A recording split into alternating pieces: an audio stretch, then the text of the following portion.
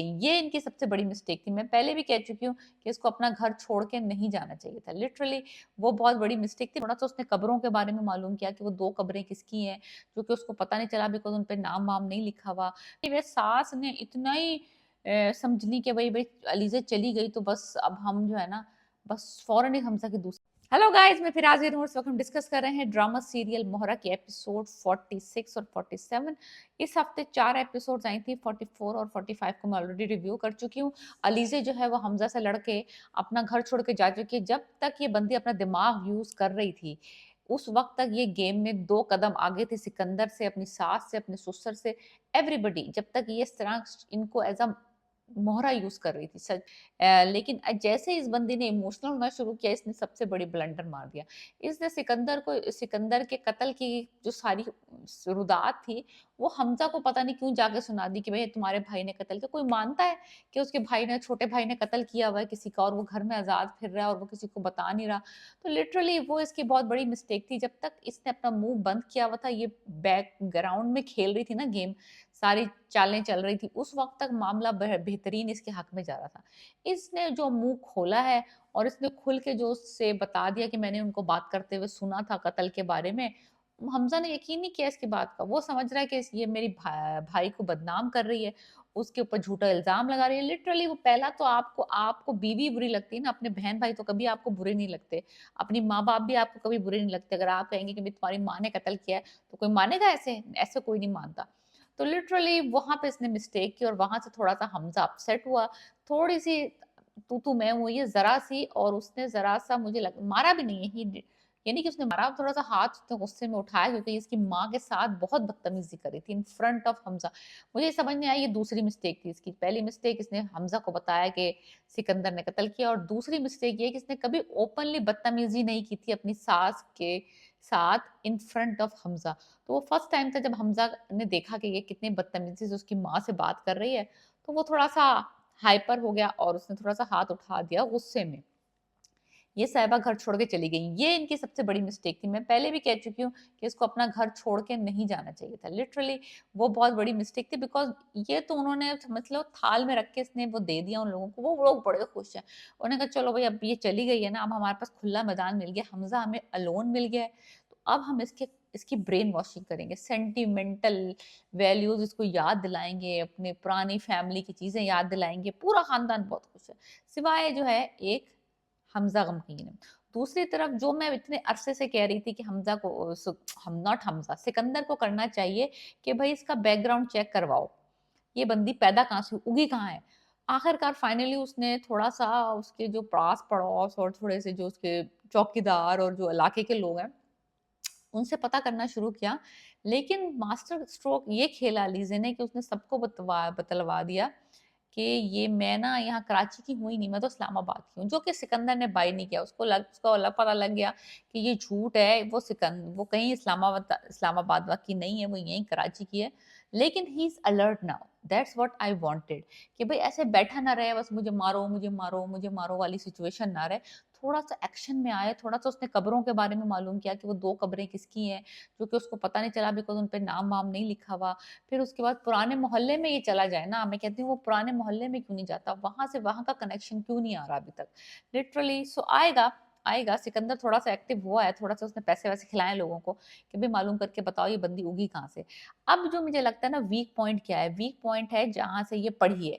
Because जब इसने apply किया था जॉब के लिए इस कंपनी में तो उसने ऑफ कोर्स अपनी डिग्रियाँ और अपने डॉक्यूमेंट जमा कराए होंगे। वो एक वहाँ से एक किनारा मिल सकता है सिकंदर को कि जाके इसकी यूनिवर्सिटी से इसका एड्रेस निकला के और फिर इसके पुराने मोहल्ले जाके पता कर सकता है। ये मैं सजेस्ट कर रही हूँ सिकंदर को करने के लिए। वो अभी ये नहीं कर रहा है, ये मेरा सजेशन है। एनीवे सास ने इतना ही समझ ली कि भई अलीज़ा चली गई तो बस अब हम जो है ना, बस फ़ौरन ही हमज़ा की दूसरी शादी करा देते हैं। उसने कुछ ज़्यादा ही जल्दी कर दिया ये मामला।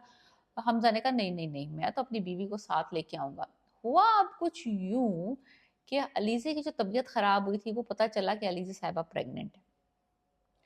ये वो पत्ता था जो कि अल्लाह ताला ने इसके हक में मारा है, बिल्कुल ये प्लान नहीं कर सकती। ये तो अल्लाह ताला ने प्लान किया इसके लिए। ये तो इसका रास्ता अल्लाह ताला ने खोला है प्रेगनेंसी वाला।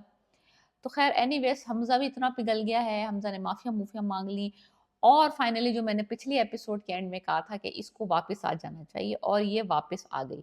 वापस आके इन्होंने प्रेग्नेंसी-वेग्नेंसी अनाउंस की है। जो सेम एग्ज़ैक्ट हुआ वो सब गुस्से में है, सब दर्द जो चीज़ मैं एक्सपेक्ट नहीं कर रही थी कि वो इस तरह की एक्सपेक्टेशन मेरी नहीं थी कि वो रिएक्ट करेगी इतना वायलेंटली, वो मुझे था सिकंदर की बीवी अरीशा का। उसका तो रिएक्शन इतना कोई over the top, she was thinking कि बस उसने ना प्रेग्नेंट होके इससे बदला लिया है कोई। ऐसे कभी होता है कि कोई किसी से बदला लेने के लिए प्रेग्नेंट हो जाए और वो कहती है मेरी तरफ देख के मुझे मुझे चिढ़ा रही थी, मेरी तरफ देख के ना तंज़िया तौर पे हँस रही थी। हाँ, तूने पैदा नहीं किया देखा मैंने पहले कर लिया। तुम्हारी शादी तो पहले हुई थी। Literally she was just assuming कि अलीज़े जो है वो उसको चिढ़ा रही है, लेकिन ऐसा है कुछ भी नहीं। It's just their mind games. तो उनका अपना कहते हैं ना आपका दिमाग आपके साथ ही खेल रहा होता है, तो वो वाली सिचुएशन है। तो ये चोर की दाढ़ी में तिनका। सो एनीवेज़ अरीशा बहुत गुस्से में लाइक लिटरली उसका नर्वस ब्रेकडाउन हो गया ये खबर सुन के। सास भी यानी कि ओके सी थी जैसी थी पहले, ससुर को भी खास खुशी नहीं हुई। सिकंदर ने तो अपना सर पकड़ लिया कि ये लो, पहले इसको निकालना इतना मुश्किल था, अब ये प्रेग्नेंट हो गई, अब तो इसको और मुश्किल हो गया निकालना, लाइक इसका और कदम भारी हो गए।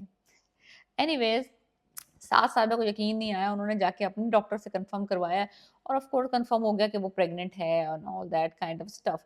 मैंने जिस तरह ये इस ड्रामे को पहले एक ओवरऑल मैंने ये कहा था कि इस ड्रामे की सबसे अच्छी बात ये है कि ये लड़की जो है मुझे पसंद इसका ये है कि ये अपने इमोशंस पे काबू रखती है और ये इतनी वो ना हाइपर होके और इतनी चीखम चाखी और इतना बड़ा कैलकुलेटेड प्ले करती है और बहुत अच्छे तरीके से अपना जो गेम है ना फॉरवर्ड बढ़ाती है। अब इसमें इस ड्रामे की जो 2 एपिसोड्स में अच्छी बात ये हुई है कि ये वापस अपने घर आ गई, जो मैंने इसको सजेस्ट किया था।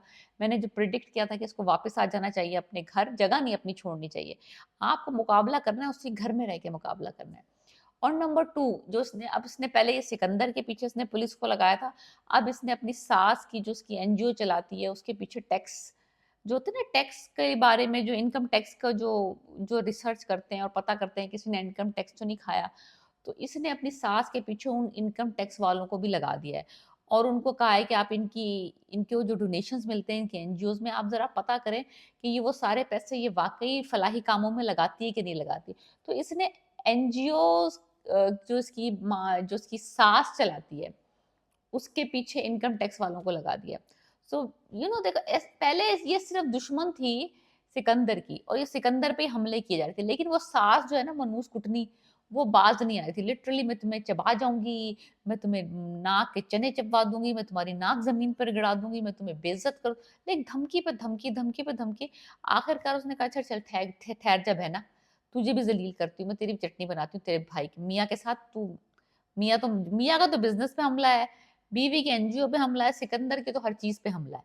So literally she is now against everybody. तो पहले वो कह रही थी मैं तुम्हारी इज्जत करती हूँ, तुम हमजा की मदर हो, मैं नहीं चाहती थी कि तुम्हारे साथ ऐसा करूं, लेकिन तुमने मुझे मजबूर किया है। आई एग्री विद यू लीजे, I am like with you, do it, सबको रगड़ाओ।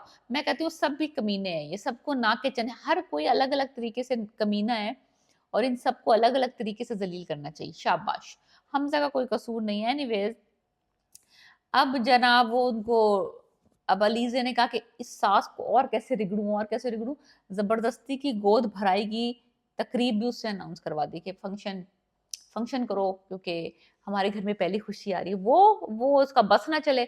अब मैं ये क्या सोच रही हूँ कि अब ये जो इन्होंने इसको आग जला के मारने का किया था प्लान, अब ये क्या करेंगे, अब इसको किस तरह नुकसान पहुंचा सकते हैं। आप सोच सकते हैं, आपके दिमाग में आइडिया आ रहे हैं, मेरे ईवल दिमाग में भी आइडिया आ रहे हैं कि वो ये कमीनी औरतें कर सकती हैं इसके साथ या वही वही समझिए। तो इसको बहुत एहतियात करनी पड़ेगी बिकॉज राइट बिफोर सिर्फ इसकी जान को खतरा था, अब इसके बच्चों होने वाला बच्चा उसकी जान को भी खतरा है, बिकॉज ये उससे भी गेट रेड होना चाहती होंगी ना कि इसकी भी जान छूटे किसी तरीके से, अब ना इससे भी जान छूटे, इसके होने वाले बच्चे से भी जान छूटे। सो लिटरली अब गेम जो है वो अलीजे के लिए थोड़ा खतरनाक हो गया है डेफिनेटली दैट।